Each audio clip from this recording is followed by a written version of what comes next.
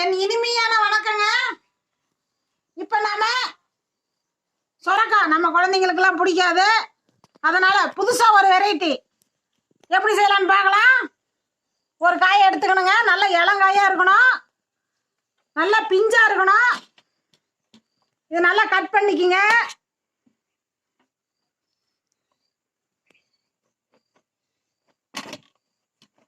நல்லா கட் பண்ணி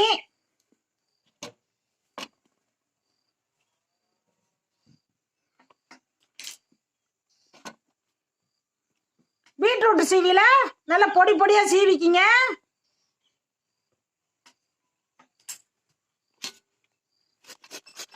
நல்லா சீவி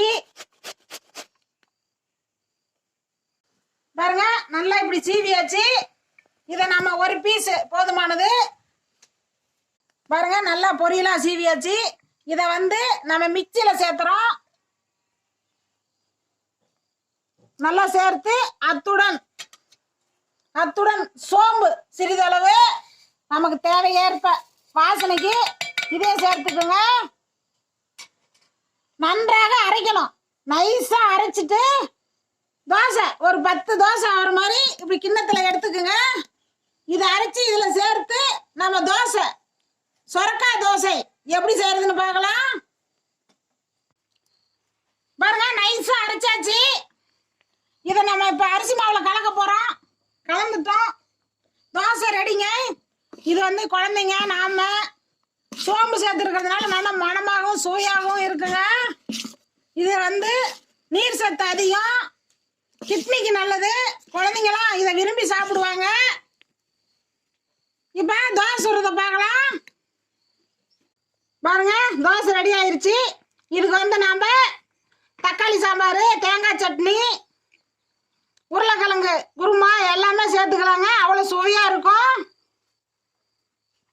நல்ல மிருதுவான தோசை ரெடி. நம்ம சொரக்காய் எப்பயுமே இருக்குங்க. கிராமத்துலயும் சரி சிட்டிலையும் சரி சொரக்காய் எளிதா கிடைக்கும். நம்ம உடம்புக்கு ரொம்ப நல்லதுங்க. வார இருமுறை இந்த மாதிரி செஞ்சு கொடுங்க. நம்மளும் சாப்பிடலாம். ரொம்ப நல்லது உடம்புக்கு. சொரக்காயில அவ்வளோ நற்குணங்கள் இருக்குதுங்க.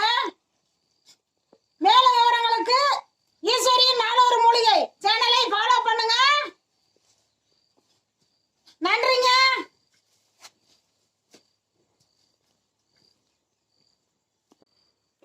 மிருதுவான தோசை ரெடி.